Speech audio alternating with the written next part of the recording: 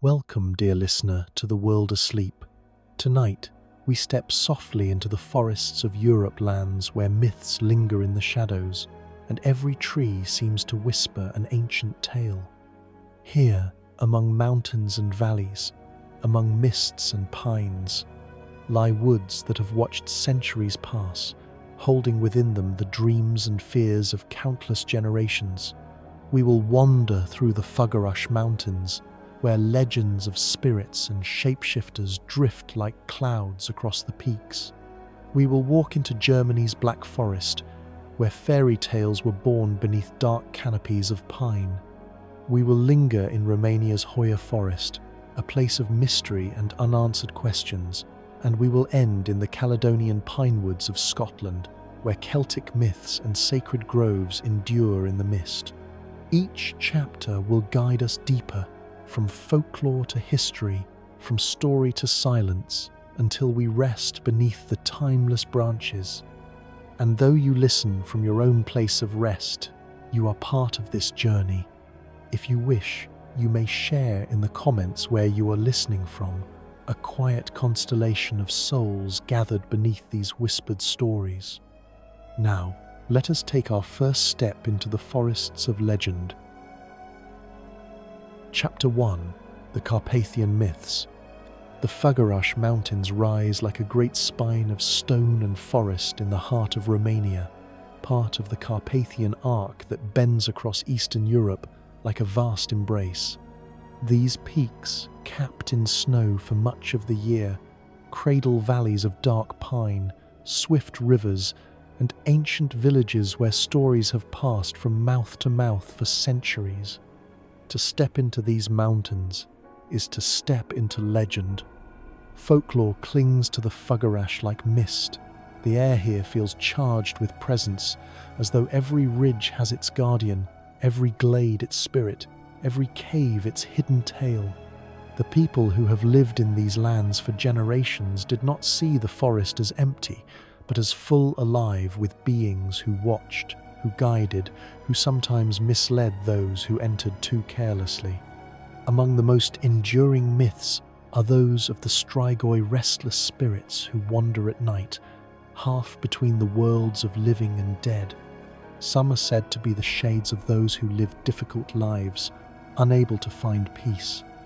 Others are whispered to be shapeshifters, able to take the form of animals or vanish into mist. In villages nestled against the mountain's edge, people once left offerings of bread or milk at the forest's boundary, a quiet plea for protection from whatever lingered in the darkness. The Carpathians are also the homeland of wolf legends, creatures revered and feared in equal measure. Wolves here were never simply animals. They were seen as messengers, guardians, or omens, their howls carrying more than sound across the night. Some tales say that certain people, touched by fate or curse, could become wolves themselves beneath the full moon, walking between the human and animal worlds. These stories, woven of awe and fear, shaped how people understood the forest, not as mere wilderness, but as a realm where boundaries blur, where transformation waits in shadow. In the folds of the mountains, caves open like mouths of the earth, and these, too, became the heart of stories. Some are said to lead into hidden realms of the eel spirits of the air and forest, known for their beauty and their danger. They dance in circles beneath the moonlight, leaving behind rings of scorched grass. Those who stumble upon their revels may be enchanted, lost in the dance, returning to their villages days or even years later, unchanged in face but forever distant in spirit. To walk in the high meadows of the Fuggerush at night is to walk carefully, for one never knows when the air may shimmer with unseen music. The mountains are also bound to older, deeper figures of folklore. The Baba Cloansa, or crone of the forest, is said to wander these woods, her form bent but her power immense. She is not always cruel, but she is never to be taken lightly. To meet her is to be tested. Will you show respect, humility, kindness, or will you be found wanting and left to wander the forests lost? In her, we hear echoes of the ancient earth goddesses, the personifications of winter and wilderness, stripped of gentleness but still sacred. Every stream, every grove, every peak seemed to have its own tale. Shepherds told of ghostly fires that danced along the ridges, leading wanderers astray. Hunters spoke of deer with eyes that glowed like coals, vanishing the moment they were seen. Travelers carried charms of iron or silver, believing such tokens could ward away harm. Even today, when the mountains are hiked by modern travelers with boots and maps, the atmosphere remains. There is a hush in the pines, a weight in the air that makes one feel watched, remembered, measured. The most enduring theme of Fagarash folklore is not fear, but reverence. The mountains were never treated as ordinary. They were places of threshold, where the veil between human and spirit was thin, where nature itself seemed aware of every step. To walk here at dusk, when the mist curls low and the silhouettes of trees darken against the fading light, is to understand why people told these stories. The forest feels close, alive, listening. Close your eyes now and imagine yourself upon a narrow path that winds upward through the trees. The air is cool, filled with the scent of pine and damp earth. To your left, the slope rises steep, roots clawing through stone. To your right, it falls away into shadow, where the outlines of trees blur together into darkness. The sound of a river reaches your ears soft, insistent, eternal. And somewhere from deeper in the forest comes the long, low call of a wolf. You walk slowly, your breath steady, your footsteps softened by moss. In the hush of the mountain night, you feel the weight of presence all around you. The branches seem to lean closer, the mist curls at your ankles, the very air feels thick with story. Perhaps, if you linger long enough, you will glimpse a pale shape between the trees, or hear faint music that has no source, or find the imprint of a circle in the grass where spirits have danced. But you do not walk in fear, you walk in wonder. For the myths of the Fagarash are not only warnings, they are invitations. They remind us to move gently, to respect what we do not understand, to see the forest not as empty but as full. Every tree holds a story, every shadow carries a presence, every path is older than we know. And so the folklore of the Carpathians remains, woven into the valleys and peaks, lingering in the whispers of shepherds and the pages of collectors. The Fagarash Mountains are not only geography, they are mythology, alive with the breath of wolves, the songs of spirits, the wisdom of crones, the tears of the restless. To step here is to step into a living dream. The Fagarash Mountains are not only the stuff of legend, they are also a place of deep history, a spine of stone and forest that has shaped the lives of those who dwelled in their valleys for countless generations. Rising from the heart of Romania, these peaks are the tallest in the southern Carpathians, their ridges crowned with snow, their slopes draped in endless forests of beech, spruce, and fir. To walk here is to feel time layered upon itself. Long before written chronicles, people found refuge in these valleys. Archaeological traces speak of Neolithic settlements, where small communities hunted, fished, and gathered beneath the shadow of towering peaks. Later came the Dacians, whose mountain fortresses overlooked the land, their wooden palisades guarding narrow passes. The mountains gave them strength and concealment, just as they offered sacred places where sky and earth seemed to meet. Centuries later, these slopes fell under Roman gaze. The empire expanded into Dacia, and though the legions marched through valleys, the highest ridges remained beyond their grasp. The Fagarash stood as a frontier, a place of resistance, a reminder that mountains are difficult not only to conquer, but to tame. When the Romans departed, new waves of peoples passed through: Goths, Huns, Slavs, Magyars. The mountains endured them all, watching in silence as borders shifted and kingdoms rose and fell. In medieval times, the Fagarash region became a land of castles and villages where Saxon settlers and Romanian shepherds lived side by side. The fortress of Fagarash itself rose in the 14th century, its thick walls guarding the plains below the peaks. Princes ruled from here, their power extending across valleys where peasants tended fields and flocks. Yet even then, the high ridges were seen as wilderness untouched, forbidding and sacred. Few dared to venture far above the tree line without reason. The forests of the Fagarash played a vital role in daily life.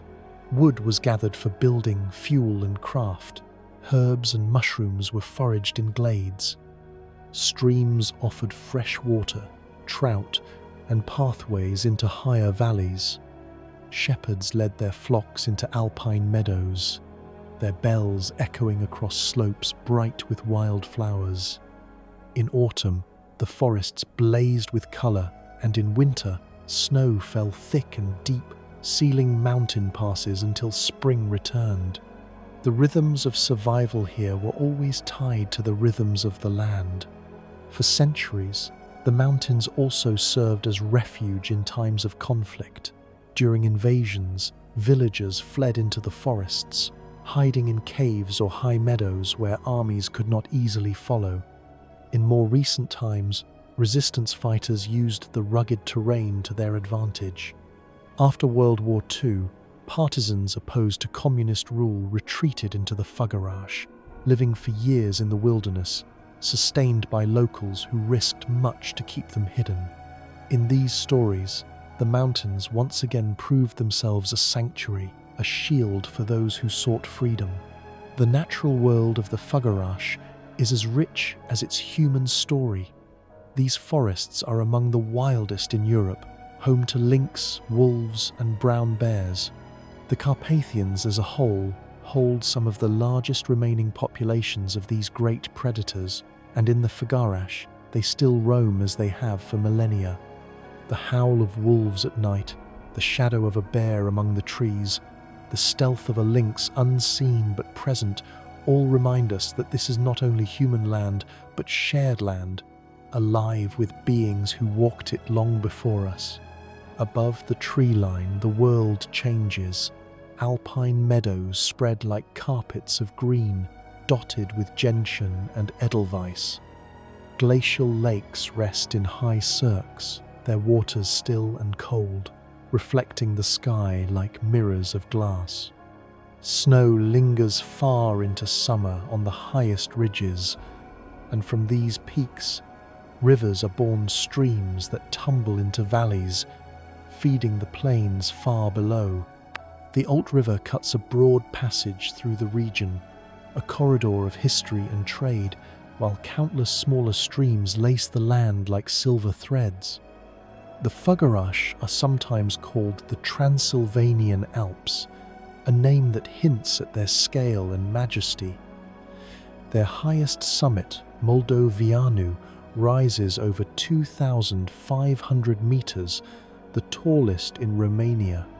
From its peak, the horizon stretches endlessly, ridge after ridge fading into haze, the forests below appearing like a dark ocean. To climb it is to feel the immensity of the Carpathians, to stand where sky and stone meet, where silence is vast and profound. Even today, the Fagarash carry a reputation for wildness. Though trails cross their ridges and huts welcome hikers, the forests remain deep, the slopes steep, the weather unpredictable. Mist can descend in moments, hiding paths and towers alike. Storms roll across the peaks, thunder echoing like drums, lightning flashing against cliffs. And yet, in calm, the mountains reveal their gentleness, sunlight filtering through spruce, birdsong ringing clear, rivers murmuring softly among moss-covered stones. The forests themselves are ancient. Many stands of beech and oak have grown here for centuries, their trunks thick, their roots entwined deep in soil. Moss carpets the ground, mushrooms bloom in clusters, and fallen logs decay slowly, returning to earth what the forest has given. Such richness makes the Fugarash a treasure for biodiversity, a place where Europe's natural heritage endures. Conservation efforts now protect large areas, recognizing that these forests are not only beautiful but vital. To walk in the Fugarash is to feel both history and timelessness. You step along a shepherd's trail, worn smooth by centuries of feet. You pass ruins of old fortifications, their stones softened by moss. You hear the call of a cuckoo echo across a valley, a sound that has carried through generations without change. Each moment feels both fleeting and eternal, part of a cycle far greater than any single life. And at night, when the stars gather above the ridges, the folklore and the history seem to merge. The same peaks that sheltered resistance fighters also hold the dances of the Isle. The same valleys where shepherds tended flocks also echoed with wolf howls that inspired tales of transformation. The mountains are both real and mythic, both past and present, both story and stone. Close your eyes and imagine lying in a meadow high above the tree line. The grass is soft beneath you, the sky vast above. Stars scatter like silver dust, their light mirrored in the dark waters of a glacial lake nearby. The air is cool, still, carrying only the faintest rustle of wind. In this silence, you feel the presence of the mountains not as legend, not as history, but as something deeper. As guardians, as companions, as teachers of patience and endurance. The Fugarash Mountains, in all their myth and history, are more than a place. They are an experience, a reminder that the world still holds wilderness, still holds silence, still holds wonder. To walk here is to walk both story and truth, both past and present, both the footsteps of ancestors and the hush of eternity.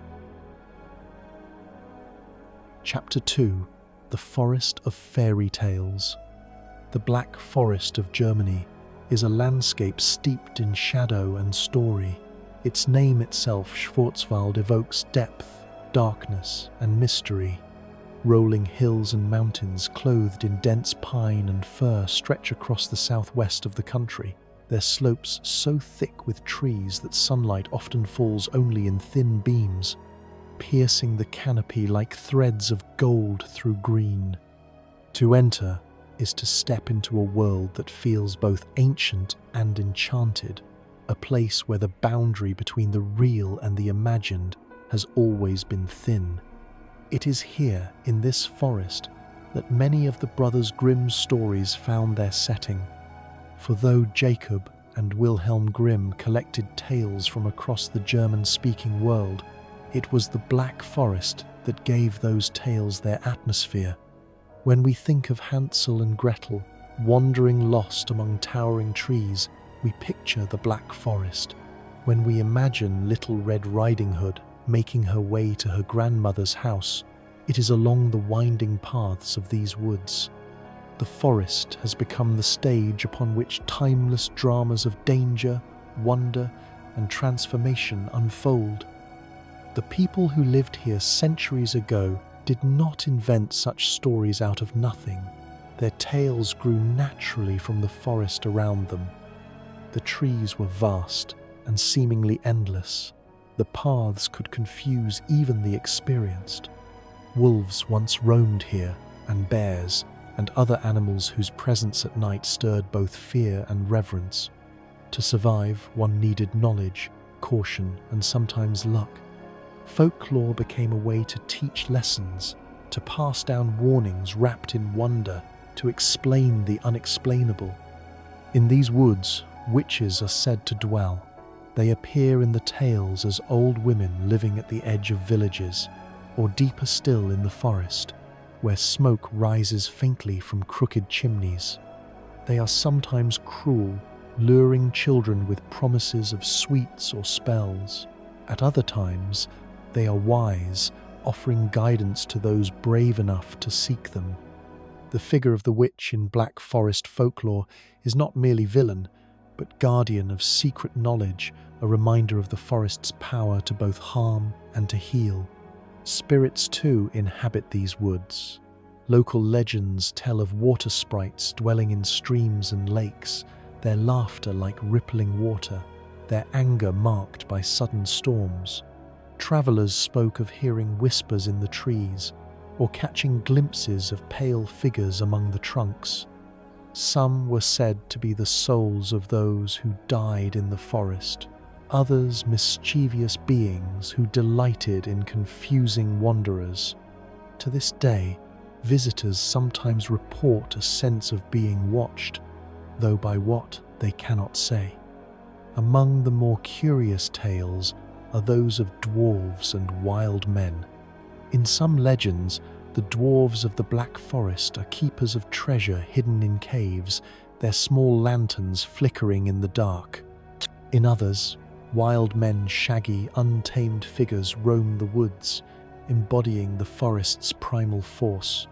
These beings blur the line between human and nature, reminding us that the wilderness is not ours to command, but ours to coexist with. Perhaps the most famous of all Black Forest legends is that of the kobold. These household spirits, sometimes tricksters and sometimes helpers, were believed to inhabit homes and stables, but also the dark places of the forest. A kobold might play pranks, hiding tools or tangling hair, but if treated with respect, could bring luck and protection. Their stories reveal a truth at the heart of Black Forest folklore, that the unseen is always near, that every corner of life may be touched by mystery. The Brothers Grimm did more than preserve these tales.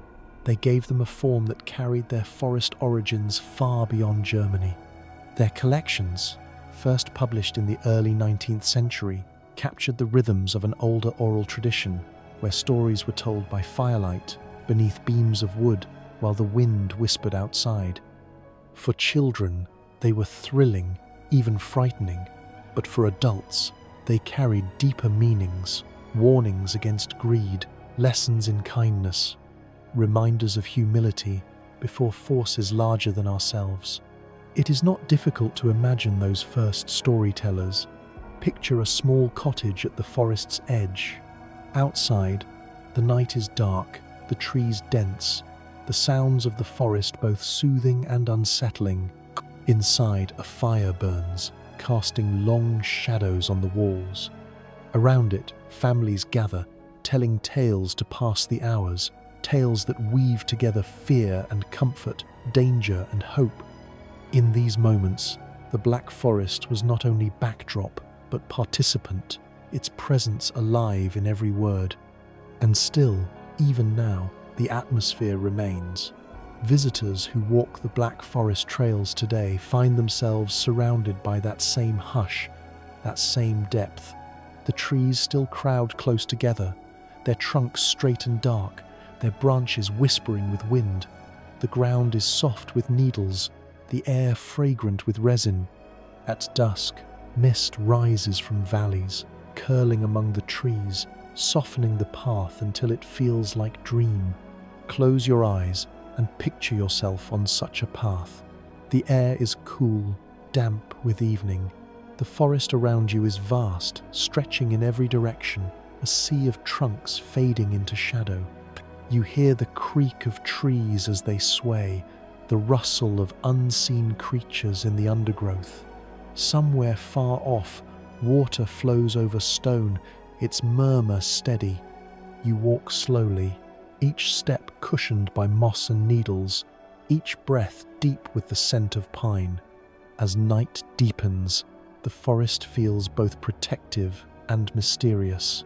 The canopy shields you, The trees stand like guardians, yet the path before you vanishes quickly into darkness. It is easy to see why tales of witches and spirits arose here, why the Brothers Grimm gave these woods to their characters. In such silence, the imagination awakens. Every shadow suggests a presence, every sound carries a story. The Black Forest is not only a place, it is a symbol. It represents the meeting of human life and wild nature, of fear and wonder, of danger and safety. Its folklore reminds us that forests are never empty. They are alive, not only with animals and trees, but with the echoes of every story ever told beneath their branches. And so, the tales endure. Hansel and Gretel still wander. Little Red Riding Hood still walks her path. The witches still stir their cauldrons. The kobolds still play their tricks. The spirits still whisper. The forest remembers them all, holding them as carefully as it holds the scent of pine, the rush of streams, the hush of night. To enter the Black Forest is to step into this living memory. It is to walk in a world where every path is a story, every shadow a possibility, every tree a silent witness to centuries of imagination. And in that stillness, you too become part of the tale. The Black Forest is more than a cradle of fairy tales. It is also a real place of mountains, valleys, rivers, and villages shaped over centuries by human hands as much as by nature's. To understand it fully, we must step from the realm of story into the rhythms of history, where lives were lived beneath the shadow of pines, where work and faith, hardship and beauty wove themselves into daily existence. The forest stretches across nearly 6,000 square kilometers in southwest Germany, bordered by the Rhine Valley to the west and the Swabian Jura to the east. Its ridges rise gently in some places, steeply in others, culminating in Feldberg, the highest peak at almost 1,500 meters. Rivers carve through the land, including the Danube and the Rhine, which have their headwaters here. Lakes born from glaciers of long ago rest in quiet hollows, their surfaces dark and still, reflecting the trees that crowd to their edges. For centuries, this region was considered wild and impenetrable. Roman records speak of the Silva Nigra, the dark forest, where the trees grew so thick and tall that sunlight seemed unable to penetrate. To the Romans, it was a place at the edge of their world, a land of mystery and danger. Yet for local peoples, it was home. Tribes hunted in its depths, fished in its streams, and moved with its seasons. As centuries passed, settlements grew at the forest's edge and, slowly, within its valleys, monasteries were among the first to bring lasting communities into the Black Forest. In the early Middle Ages, Benedictine monks founded abbeys such as Street, Blasian, and Street Trudput. These became centres not only of religion but of culture and agriculture. The monks cleared land for fields, tended orchards, and began the long process of shaping the forest into a place where people could thrive. The medieval villages that followed were built of timber from the very trees that surrounded them. Their houses, with wide roofs sloping almost to the ground, were designed to withstand the heavy snows of winter. Families lived under these roofs alongside their livestock, warmth shared among all. Life was simple, bound to the land. Woodcutters, charcoal burners, and glassmakers were common, each trade tied directly to the gifts of the forest. The glassmakers, in particular, left their mark. By the Middle Ages, the Black Forest was known for its glassworks, where sand, potash from wood ash, and heat from forest fires created vessels of clarity and beauty. Later, this tradition would evolve into the craftsmanship of cuckoo clocks, those charming timepieces that have since become symbols of the region. With their wooden carvings of leaves and animals, they seem to echo the forest itself, each tick like a heartbeat within a home. The Black Forest was also a land of legends in history. Bandits once roamed its depths, their presence feeding into tales of danger and caution. Yet at the same time, it became a land of pilgrimage, where chapels were built along trails and processions wound their way through valleys. The forest was both feared and revered, both obstacle and sanctuary. In the 19th century, as the Brothers Grimm were collecting stories, the Black Forest began to enter the European imagination not only as myth, but as destination.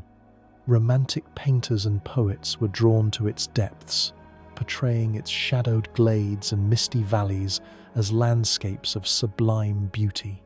Travelers from cities came seeking both the eerie and the serene. Railways opened the region further, and soon the Black Forest became a place of retreat, a destination for health and rest. Even now, the forest is a land of wellness. Its mineral springs, long valued, gave rise to spa towns like Baden-Baden, where waters bubble up rich in minerals, offering healing and relaxation. People traveled from across Europe to bathe in these springs, to breathe the mountain air, to find renewal beneath the shelter of the pines. The tradition continues to this day, the Black Forest still known as a place of retreat and peace. Nature here is generous in its variety. While dense conifer woods dominate, there are also bright meadows where wildflowers bloom, and orchards where apples and cherries ripen in summer Sunday. Streams flow swiftly, their waters clear and cold, feeding mills that once ground grain or powered hammers. In autumn, the forest floor glows with fallen leaves, mushrooms pushing up through damp soil, while deer step silently among the trees. In winter, snow transforms the land into silence, a deep white hush that blankets ridges and valleys alike. The people of the Black Forest carried their own rhythms through these seasons. In spring, wood was gathered and fields prepared. Summer brought labor in meadows and vineyards, tending cattle and cutting hay.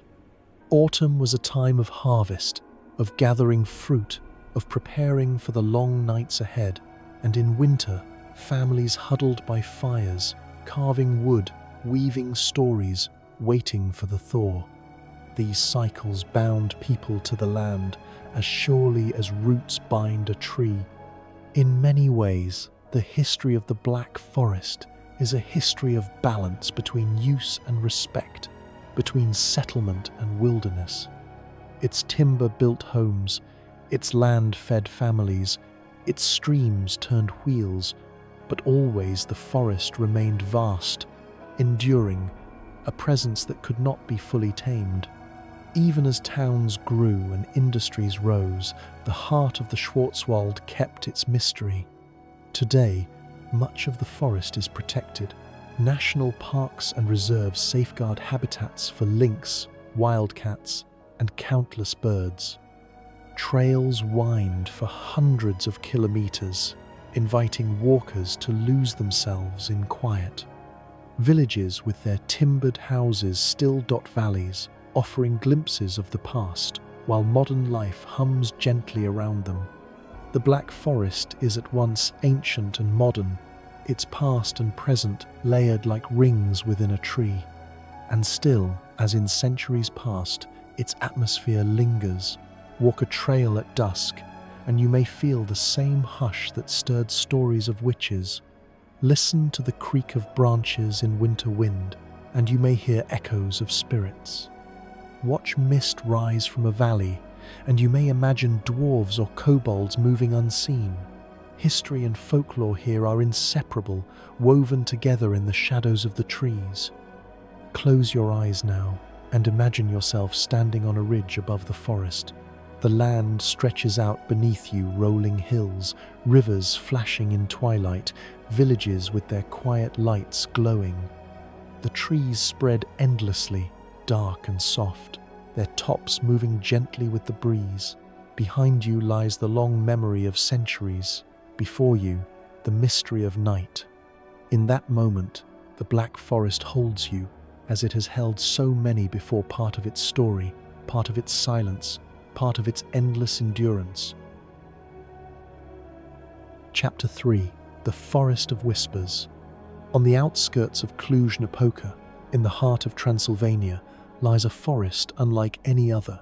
The Hoya forest is not vast like the Black Forest, nor as towering as the Carpathian ridges. Its size is modest, just over 2 square kilometers of land, but its reputation is immense. It is often called one of the most mysterious places in Europe, a place where silence takes on new weight, where trees grow in unusual shapes, and where stories of the strange have gathered for generations. To enter Hoya is to feel, almost immediately, that you are stepping into a different kind of world. The forest floor is uneven, covered with moss, roots, and patches of grass. The trees twist in ways that seem unnatural, their trunks bending and curling, spiraling like frozen dancers, some arching as though bowing toward one another. Light filters strangely through the canopy, scattering into patterns that confuse the eye. It is no wonder that this place has become the subject of so much folklore, so much speculation, so much quiet awe. For centuries, locals have told tales of spirits inhabiting these woods. Some stories speak of peasants who entered the forest and never returned. Others tell of shepherds whose flocks vanished within its bounds, as though swallowed by the trees. The most famous legend is of a young girl who wandered into Hoya and emerged years later, unchanged in age, carrying memories she could not explain. Such stories have painted the forest as a threshold between worlds, a place where time bends and reality itself grows thin. In the 20th century, Hoya's reputation spread beyond local law. Visitors began to report unusual sensations, dizziness, sudden feelings of being watched, strange lights that flitted between the trees. Photographs were taken of orbs of light or of shadows with no clear source. Scientists attempted to measure electromagnetic fields, searching for explanations. Paranormal researchers came in curiosity, some leaving convinced that Hoya was a place unlike any other. Yet, for all the strangeness, the forest is also deeply beautiful. In spring, wildflowers bloom across its clearings, splashes of color against the green. In autumn, the trees blaze with red and gold, their twisted branches crowned in fire. In winter, frost coats the trunks and mist curls low among the roots, turning the forest into a frozen dream. By day, birds sing in its glades. By night, the wind moves gently and the forest seems to breathe. The heart of Hoya is a clearing, almost perfectly circular, where no trees grow. The soil here has been studied, and yet no clear reason for its barrenness has been found. Locals call it a cursed place, while visitors often describe it as strangely peaceful, as though the clearing itself were a pause, a deep breath within the forest's mystery. Stand in its center on a moonlit night, and you may feel the sky pressing closer, the stars brighter, the silence profound. Folklore explains the clearing in many ways. Some say it is where spirits gather, a meeting place of souls. Others call it a landing place for visitors from beyond, weaving tales of strange lights descending from the sky. Still others believe it is simply sacred ground, a circle where the veil between worlds has worn thin, where offerings were once left, where rituals once took place. Whatever the truth, the clearing remains the forest's most enigmatic heart. It is tempting to call Hoya a place of fear, but that is too simple. Its presence is more complex. For some, It stirs unease, the sensation of being watched, the chill of the uncanny. For others, it brings peace, as though the forest's mystery is not threatening but protective, as though it holds its visitors in a strange embrace. Both reactions, perhaps, are true, for the forest is not easily explained, not easily understood. It resists categories, resists answers, resists being known. Close your eyes and imagine yourself stepping into Hoya at dusk. The light is dim, filtering through crooked branches, painting the ground in shifting shadows. The air is cool, damp, carrying the scent of earth and leaves. Your footsteps are soft against moss, your breath steady in the quiet. Around you, the trees twist and lean, their forms like frozen gestures. Some curve toward you, others away, each one unique, as though sculpted by unseen hands. You walk slowly, listening.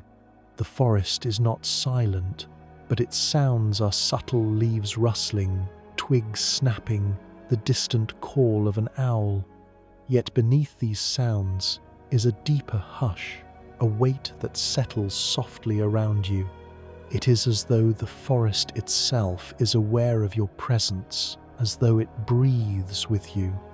In this hush, imagination awakens. Every shadow seems alive, every rustle a whisper, every glint of light a message. Perhaps you wander into the clearing, the trees fall away, leaving a circle of open sky. You stand in the center, looking up. The stars shine brightly here, unblocked by branches, their light falling directly upon you. The ground is soft, covered with grass.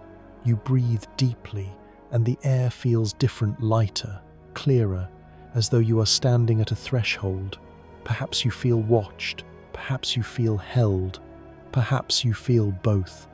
The forest of whispers is not a place of easy answers. It does not explain itself. It offers experience, and experience is different for each who enters. Some leave unsettled, their thoughts restless. Others leave calmed, their spirits quieted. All leave changed, carrying the memory of twisted trunks, of silent clearings, of the sense that the world is larger, stranger, deeper than we often allow ourselves to believe. In the folklore of Hoya, spirits linger not to frighten, but to remind.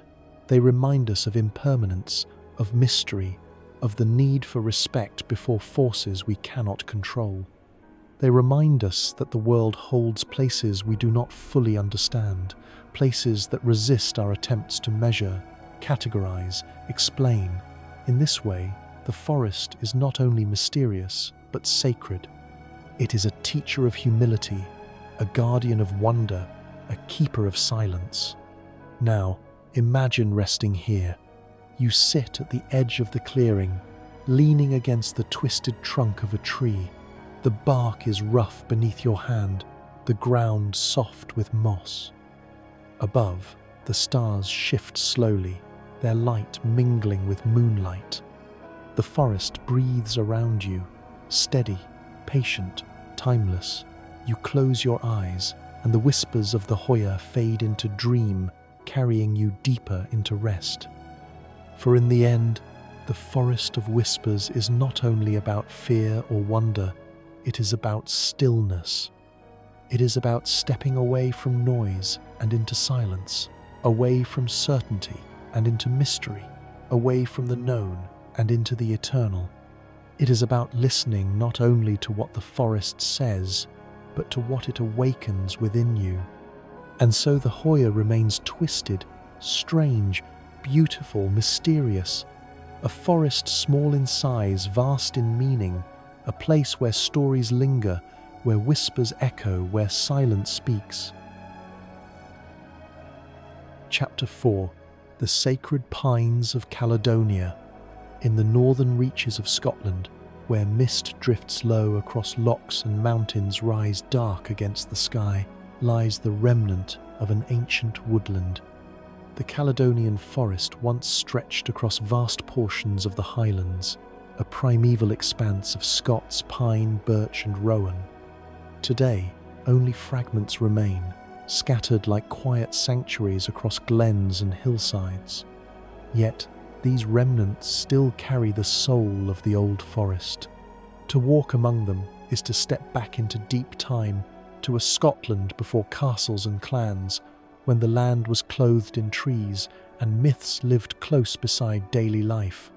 The Scots pine, tall and red-barked, is the heart of this forest. Its trunks rise straight and steady, their needles whispering in the wind, their scent sharp with resin. Beneath them grow birch with silver bark, rowan with bright berries, juniper with its fragrant branches.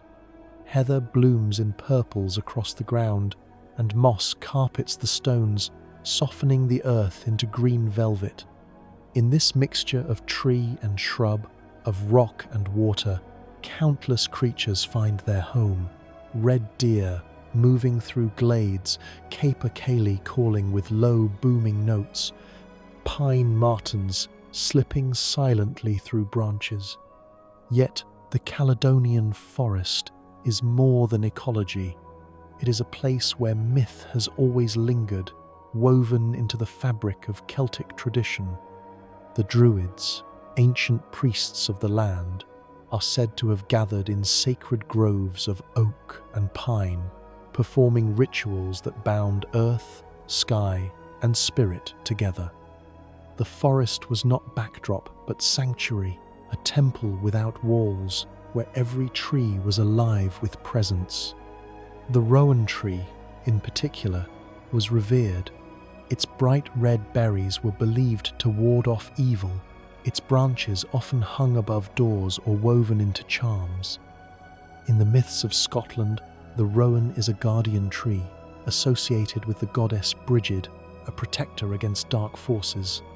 To this day, rowan trees scattered across the highlands carry an aura of watchfulness, their berries glowing like embers against the green. In Celtic lore, the forest is also home to beings both gentle and capricious, the Fae. These spirits, neither wholly benevolent nor malevolent, are said to dwell in hidden glades, beneath mounds, or within trees. Travellers who strayed from the path might stumble into their realm, where time flows differently, where a single night might stretch into 100 years. The Fae remind us that the forest is not ours to command, but a world unto itself, full of thresholds we cannot always see. The Caledonian forest is also tied to the figure of the Cailleach, the divine hag of winter. She is said to stride across the highlands with a hammer in hand, shaping mountains, stirring storms, covering the land with snow. In some tales, she lives within caves or atop high peaks. Her presence felt most strongly in the cold winds that sweep through pines. Yet the Cailleach is not only harsh, she is also a guardian of cycles, ensuring that winter gives way to spring, that death makes room for renewal. Her spirit lingers in the Caledonian woods, where silence in winter feels heavy, timeless, and sacred. Close your eyes now and imagine yourself walking through these ancient groves. The air is cool, touched with mist. The scent of pine fills your breath. The ground is soft, springy with heather and moss. Around you, trunks rise tall, their bark glowing faintly red in the light of dawn or dusk. A bird calls, distant and low. A deer steps silently across your path, its eyes glinting in the half-light. The forest is quiet, yet full of life, every corner alive with presence. The Caledonian forest carries history as well as myth. Once, it stretched across much of Scotland, a vast woodland born after the last ice age. But over centuries, trees were felled for timber, cleared for grazing, or lost to fire.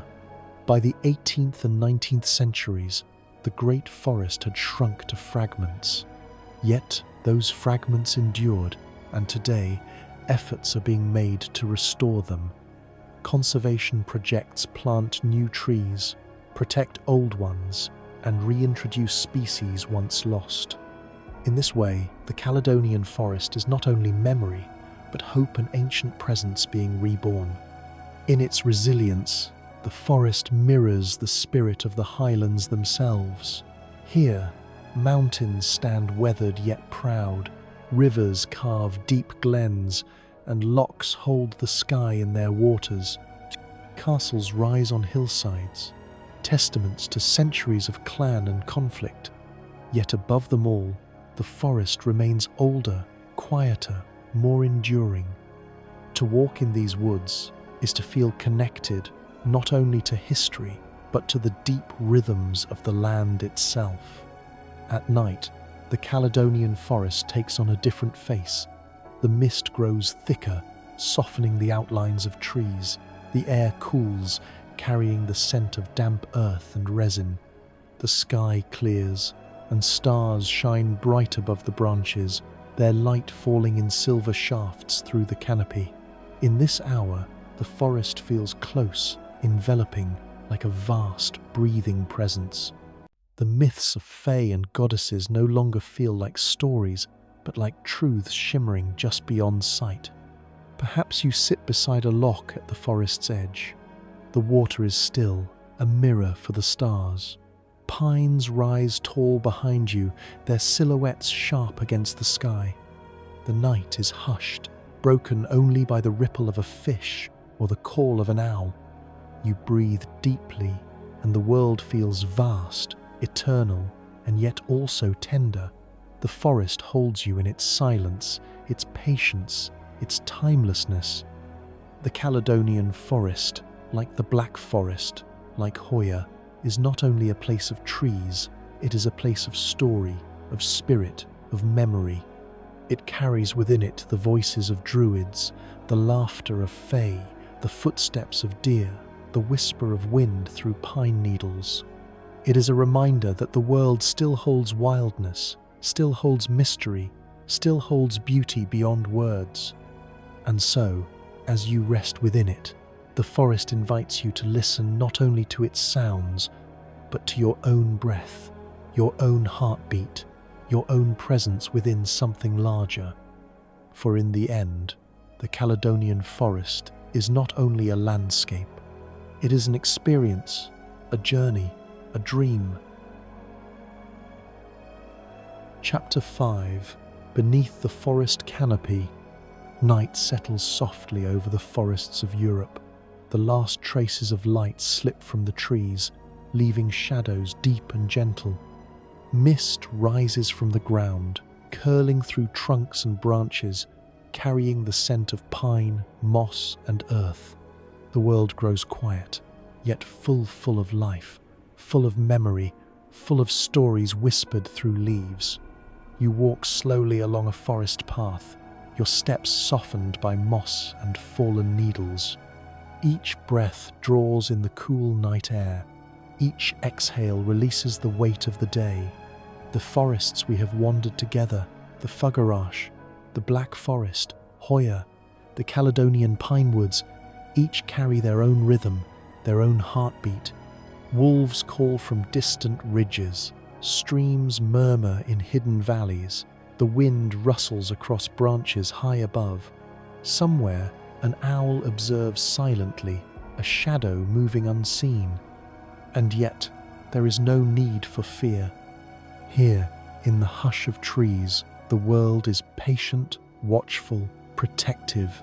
It holds you gently, as the earth has held all who have walked these woods before.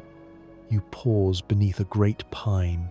Its trunk rises straight and tall, red-barked and steady, branches stretching outward like welcoming arms.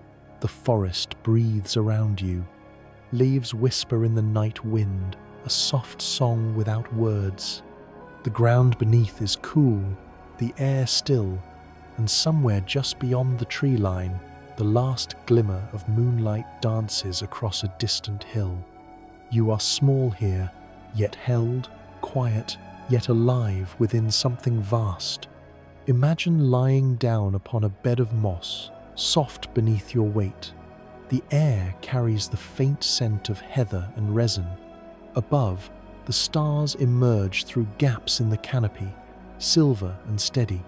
Perhaps you see the ghost of a deer moving silently in the distance, or catch a flicker of light that belongs to no ordinary source. Perhaps the forest seems to watch, to breathe with you, to remind you that stillness is not empty but alive. The stories of these woods linger in the hush.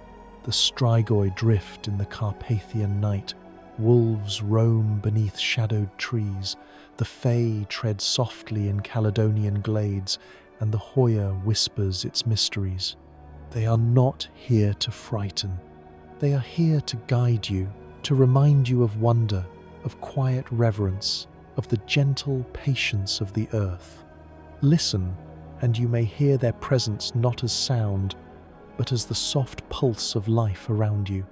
Feel your body sink deeper into the moss, your breathing slow and even, in rhythm with the forest.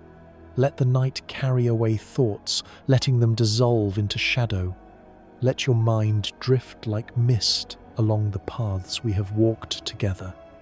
Let your heart rest, steady as the trunks around you, enduring as the mountains, patient as the ancient pines.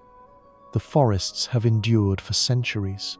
They have held the footsteps of shepherds, the whispers of witches, the laughter of spirits, and the silence of all who came seeking rest.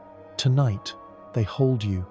Tonight, they cradle you in their quiet, in their shade, in their timeless presence.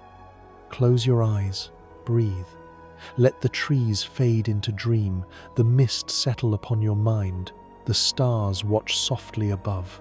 You are safe, you are at peace, you are part of something endless. Good night, dear listener. May the forests of Europe carry you gently into sleep, their silence steady, their stories soft, their timelessness endless. Sleep well.